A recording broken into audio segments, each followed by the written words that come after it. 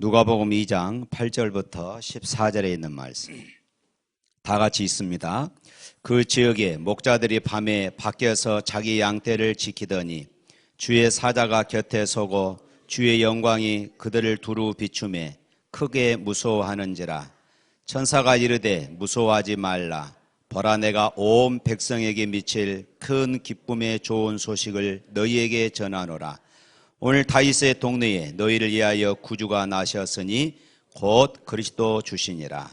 너희가 가서 강보에 쌓여 그 위에 누워 있는 아기를 보리니 이것이 너희에게 표적이니라 하더니 호련히 수많은 천군이 그 천사와 함께 하나님을 찬송하여 이르되 지극히 높은 곳에서는 하나님께 영광이요 땅에서는 하나님이 기뻐하신 사람들 중에 평화로다 하니라.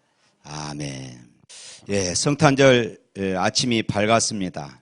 성탄 감사 예배에 참여한 우리 아동부, 그리고 우리 청소년부, 우리 청년들, 그리고 우리 샘물 가족들에게 성탄의 기쁨과 평화가 넘치기를 주님의 이름으로 축복합니다. 그리고 예배에 참여하지 못한 해외에 있는 성도들, 때로는 유학 중에 있는 자녀들, 그리고 군 복무하고 있는 우리 청년들, 그들에게도 성탄의 은총이 충만하기를 축복합니다. 하덕규 씨가 가시나무라는 이 노래를 지었습니다. 이 하덕규 씨는 과거에 시인과 촌장이라는 이름으로 활동한 그런 가수이지요. 그는 가수 활동으로 많은 인기를 누렸습니다. 그러나 그는 공연을 할 때마다 공연이 끝나고 나면은 언제나 기쁨이 넘치는 것보다는 마음의 허탈함과 공허함이 넘쳤습니다. 급기야 우울증에 시달리다가 술과 대마초에 빠지고 인생을 비관하는 그런 삶을 살게 되어진 것이지요. 매일 술과 대마초에 빠져서 나락으로 떨어져 가던 그의 인생에 새로운 한 줄기의 소망이 있었습니다. 그것은 그 누나로부터 전도를 받아서 교회를 나가게 되어졌던 것입니다. 예배를 드리는 첫 번째 예배를 드리는데 처음 교회를 나갔는데 처음 예배를 드리는데 그 마음속에 말할 수 없는 은혜가 넘치는 것이었습니다. 나 같은 죄인도 주님은 사랑하신다 하는 것을 깨닫게 되어집니다. 첫 번째 예배에 그분은 예수님을 만나게 되어진 것이고 그 이후에 그의 인생은 완전히 바꾸었습니다. 주님을 만난 신앙 경험을 바탕으로 해서 그가 지은 그 찬송이 있었는데 그것이 바로 이 가시나무, 바로 이것입니다. 이 가사에 보면 이렇습니다. 내 속엔 내가 너무 많아 당신의 쉴 곳 없네. 내 속엔 헛된 바램들로 당신의 편할 것 없네. 내 속엔 내가 어쩔 수 없는 어둠 당신의 쉴 자리를 뺏고 내 속엔 내가 이길 수 없는 슬픔 무성한 가시나무 숲 같네. 바람만 불면 그 메마른 가지 서로 부대끼며 울어대고 쉴 곳을 찾아 지쳐 날아온 어린 새들도 가시에 찔려 날아가고 바람만 불면 애롭고 또 괴로워 슬픈 노래를 부르던 날이 많았는데 내 속엔 내가 너무도 많아서 당신의 쉴 곳이 없네. 여기서 당신은 바로 예수님을 상징하고 있습니다. 그러니까 내 안에 너무 나 자신이 많아서 예수님이 머물 곳, 예수님이 쉴 곳, 예수님이 편안함 이런 것들을 이런 자리들이 찾을 수가 없다 이 말씀입니다. 오늘 성탄 예배를 드리고 있는 우리 내면의 모습은 어떻습니까? 때로는 힘들고 어려운 삶 속에서 예민해지고 상처투성이가 되어 살고 있지는 않습니까? 내 안에 있는 가시로 찔리고 나도 찔리고 다른 사람도 가시로 찔리는 아픔과 고통 속에서 지쳐 있지는 않습니까? 그렇다면 이 시간 우리의 마음에 빈 방, 주님이 내 마음에 은혜로 채울 그런 방을 준비하시기를 바랍니다. 그 빈 방에 평화의 왕으로 오신 예수님이 자리하기를 주님의 이름으로 축복합니다. 예수 그리스도, 바로 그분은 우리가 지칠 때에 다가와서 위로해 주시는 분이십니다. 예수 그리스도 그분은 우리가 넘어질 때에 곁에서 우리를 붙들어 주시고 우리를 붙잡아 주시는 분이심을 믿습니다. 예수 그리스도 그분은 우리가 아픔과 고통 속에서 눈물을 흘릴 때에 우리의 눈에 눈물을 닦아 주시는 분이십니다. 모든 사람들이 다 곁을 떠날 때도 끝까지 우리를 지켜주시는 분이심을 믿으시기를 바랍니다. 우리 인생은 누구를 만나느냐에 따라서 그 인생이 달라지기도 합니다. 병원에서는 좋은 의사를 만나야 합니다. 학교에서는 좋은 스승을 만나야 합니다. 우리 청소년부 여기 봐라. 교회에서는 또 좋은 목사님을 만나야 하지요. 직장에서는 좋은 선배와 후배를 만나야 합니다. 특별히 이 사회생활을 하면서 우리가 좋은 친구들을 만나야 하는 것입니다. 사업하는 분들은 좋은 파트너를 만나야 합니다.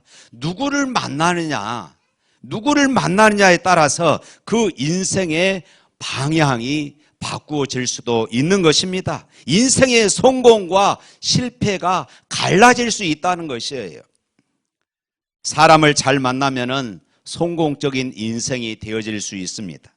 그렇지만 사람을 잘못 만나면은 그 인생은 자초되기도 하는 것입니다. 이 모든 것은 얼마든지 변화될 수 있습니다. 그러나 가장 위대한 만남은 바로 천지를 창조하신, 그리고 나를 죄악 가운데서 구원하신 그 예수님을 만나는 것입니다. 할렐루야. 그러나 내가 누구인가를 알지 못하면은 불행한 인생이 되고 마는 것입니다. 나를 향하신 하나님의 계획을 알지 못하면은 그런 불행한 인생이 되는 것이에요. 그런데 우리의 인생의 모든 해답은 바로 예수님 안에 있습니다.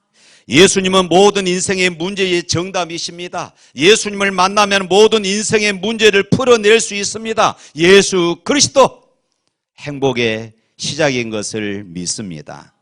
오늘 본문을 보면은 아기 예수님을 만남으로 완전히 새로워진 인생들을 봅니다. 예수님의 탄생 소식을 제일 먼저 접한 사람이 누구일까요? 바로 들에서 양을 치던 목자들입니다.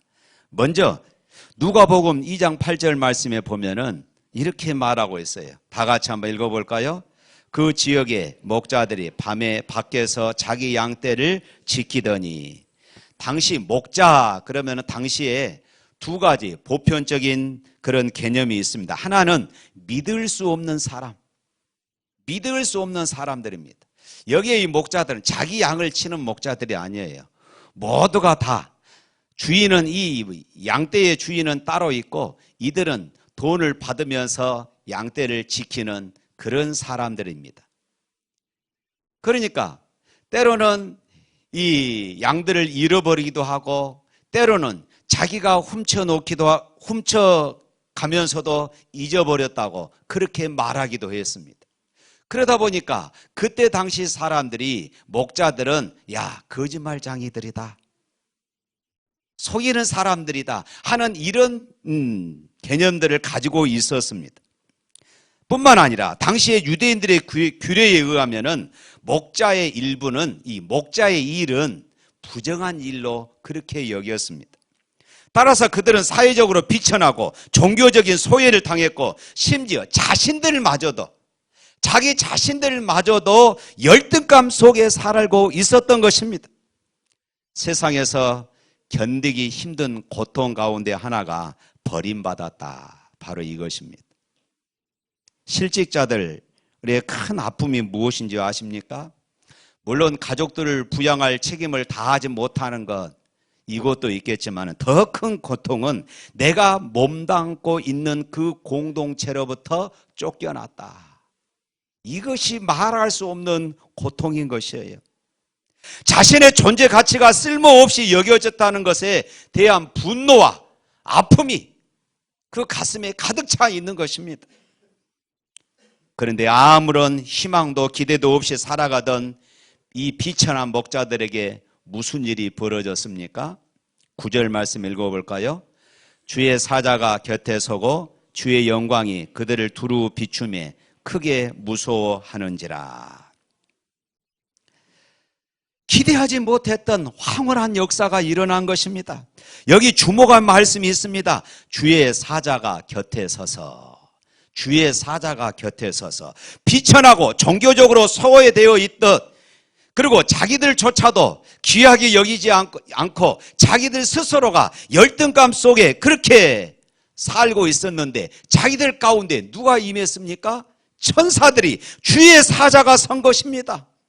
세상의 모든 사람들은 목자들을 무시하고 비천한 자로 여겼지만은 하나님의 계획은 달랐습니다.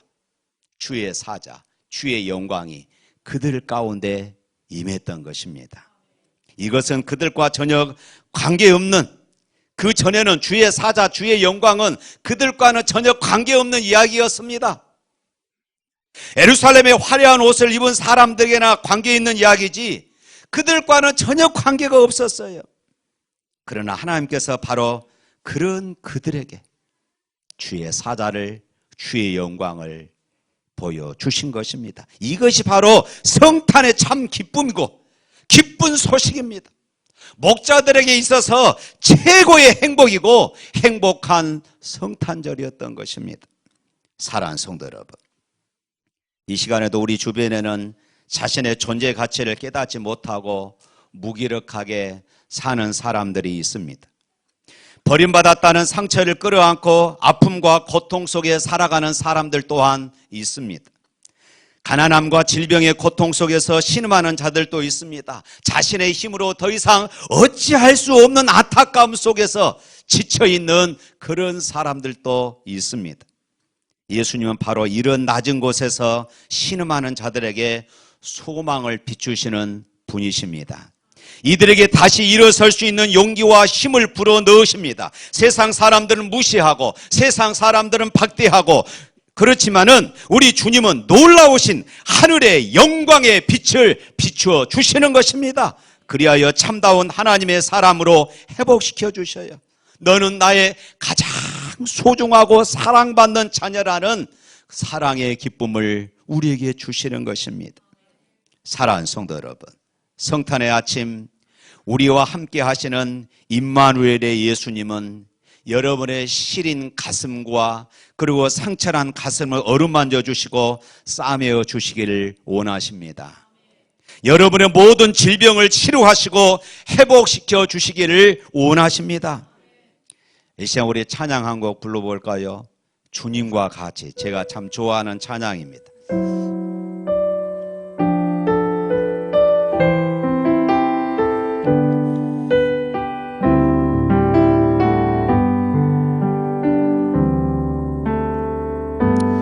주님과 같이 내 마음 만지는 분은 없네. 오랜 세월 찾아 난 알았네. 내겐 주밖에 없네.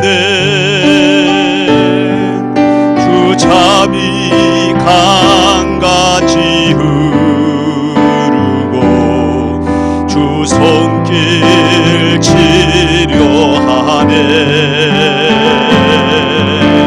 고통받는 자녀 품으시니 주밖에 없네. 주님과 같이 내 마음 만지는 분은 없네. 오랜 세월 찾아 날 알았네. 내겐 주밖에 없네. 그렇습니다. 주님과 같이 내 마음 만지는 분 없네. 오랜 세월 찾아 난 알았네. 내겐 주밖에 없네. 주 자비 강같이 흐르고 주 손길 치료하네. 고통받는 자녀 품으시니 주밖에 없네. 이 시간 주님의 손길이 여러분의 상처난 심령들, 여러분들의 병든 육신들을 만지시고 치유하는 역사가 일어나기를 주님의 이름으로 축복합니다. 여러분 가운데 남모르는 아픔과 고통의 상처가 있습니까? 이 시간 주님 앞에 내려놓으시기를 바랍니다. 우리 주님의 사랑의 손길이 여러분의 마음을 만지실 때에 치유되고 회복의 역사가 일어날 줄로 믿습니다. 질병으로 고통하고 있는 분들 계십니까? 이 시간 주님의 치료의 손길들이 여러분의 질병을 터치하는 순간 깨끗이 나올 줄로 믿으시기를 축원합니다. 남이 나를 어떻게 보느냐, 그것이 그렇게 중요하지 않습니다. 메시아로 오신 우리 주님께서 여러분 한 분 한 분을 가장 소중하고 보배로운 존재로 여기시면 되는 것입니다. 가장 낮은 자리에 있는 나를 부르시고 나를 일으켜 세우셔서 하늘 영광의 보좌로 인도하십니다. 이번 성탄절을 맞이하여 가장 낮은 나를 높여주시고 연약한 나를 강하게 하시고 고통받는 나를 치료하시고 가난한 나를 부욕게 하시는 주님, 질병으로 고통하고 있는 나를 치유하시고 회복하시는 주님을 만나는 은혜가 있기를 주님의 이름으로 축복합니다. 주님의 성탄은 차별이 없이 내려주는 사랑입니다. 10절부터 12절 말씀 읽겠습니다. 천사가 이르되 무서워하지 말라. 보라, 내가 온 백성에게 미칠 큰 기쁨의 좋은 소식을 너희에게 전하노라. 오늘 다윗의 동네에 너희를 위하여 구주가 나섰으니 곧 그리스도 주시니라. 너희가 가서 강보에 쌓여 구유에 누워있는 아기를 보리니 이것이 너희에게 표적이니라 하더니, 목자들에게 보다 큰 음성으로 들린 내용은 온 백성에게, 이 말이었습니다. 온 백성에게. 예루살렘의 존귀한 자들, 예루살렘에 있는 바리새인들이나 서기관들이나 이 사두개인들이나 제사장들, 스스로 종교적으로 경건하다고 생각했던 사람들에게 뿐만 아니라 그들로부터 비천하고 또 자기 스스로도 비천하게 여기는 이 목자들에게까지도 온 백성에게 미칠 기쁨의 소식이라고 이렇게 말하고 있는 것입니다. 자신들도 거기에 지금 포함되고 있는 것이에요. 전에는 빠졌는데 지금은 포함되어 있습니다. 스스로를 비하하면서 열등감과 상처 속에서 살던 비천한 목자들에게까지도 큰 기쁨의 소식입니다. 그러므로 목자들에게 이 첫 번째 성탄절은 가장 행복한 성탄절이었던 것이에요. 그 소식이 무엇입니까? 지극히 높은 곳에는 하나님께 영광이요 땅에서는 하나님이 기뻐하신 사람들 중에 평화로다. 하나님의 사랑은 차별 없이 내리치는 사랑입니다.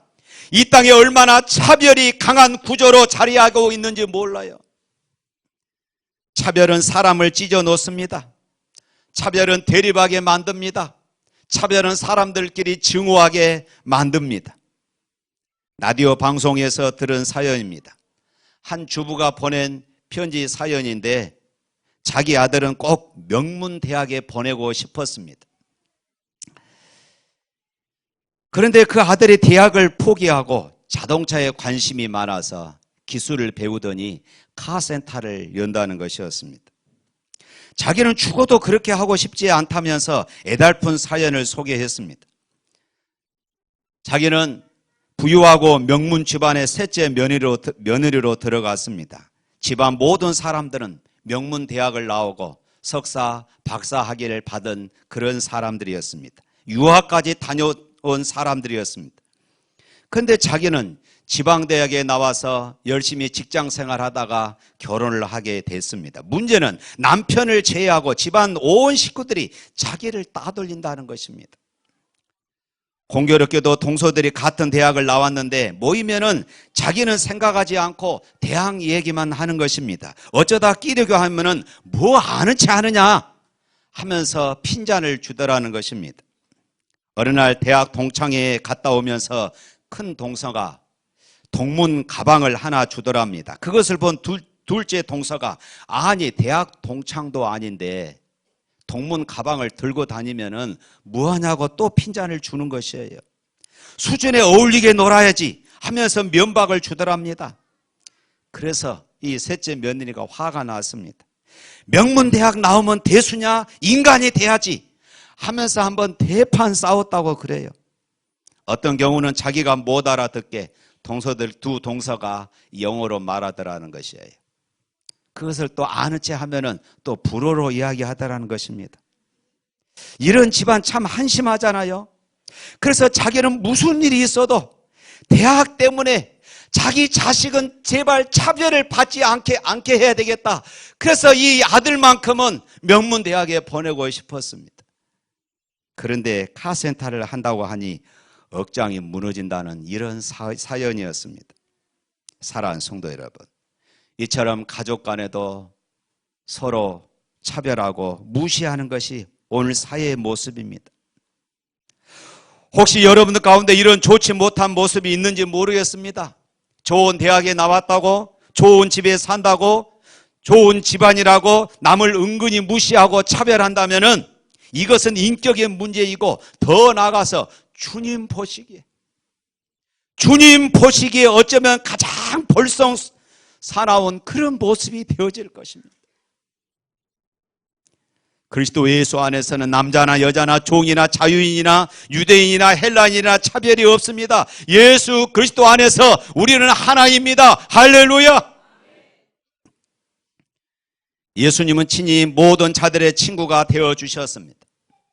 가난한 자, 세리와 창기들과 친구가 되어주셨습니다.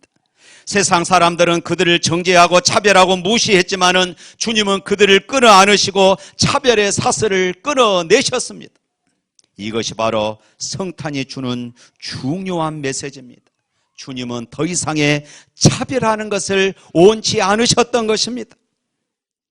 아직 내 가슴 속에 누군가를 무시하고 차별하는 마음이 있다면은 이 시간 주님 앞에 다 내려놓으시기를 바랍니다. 근본 성탄을 통하여 우리 가운데 있는 모든 차별의 벽이 무너지고 주님의 사랑과 평화로 가득 차기를 주님의 이름으로 축복합니다.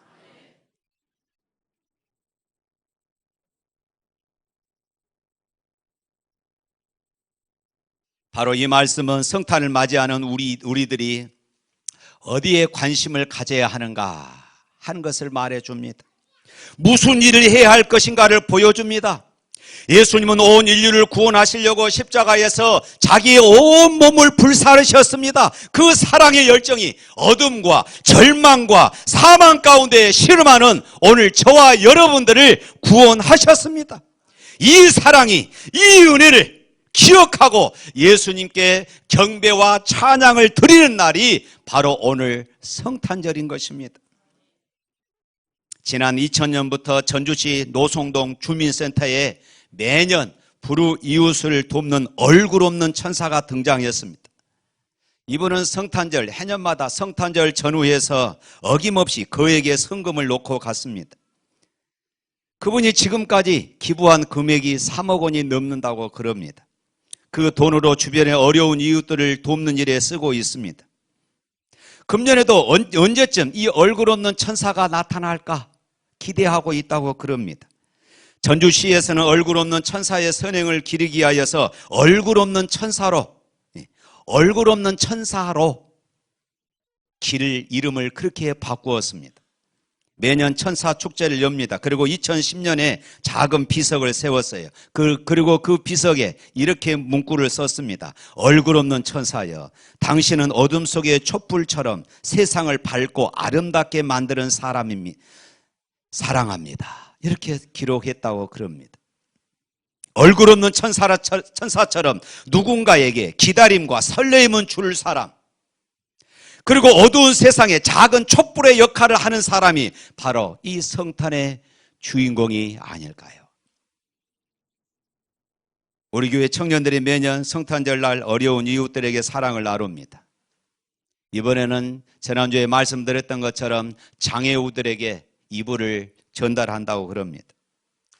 지난 주일에 필리핀의 지진으로 교회들이 완파되는 등 많은 피해를 입어서 그들에게 우리가 작은 도움이라도 드릴까 해서 우리가 쌀을 좀 보내드리자 했더니 어떤 분이 오늘 아침에 제 방에 금일봉을 가져왔습니다. 제 아들의 이름으로 필리핀에 보내고 싶습니다.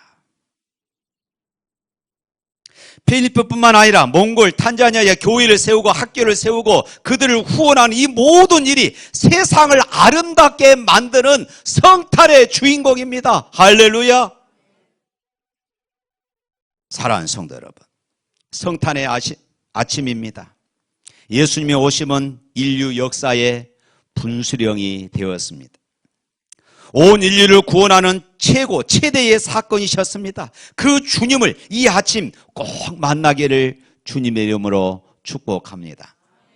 예수님과의 만남은 내 인생 최대의 위대한 만남입니다. 그 주님과 함께 발자취를 따라서 세상을 밝히는 사람이 될 수 있기를 바랍니다. 그 주님의 순종을 따라서 세상에게 그리스도의 사랑을 나누는 이런 삶을 살아갈 수 있기를 바랍니다. 세상을 아름답게 만드는 사람, 누군가에게 기다림이 되고 설렘을 주는 그런 우리 샘물 가족이 되시기를 주님의 이름으로 축복합니다.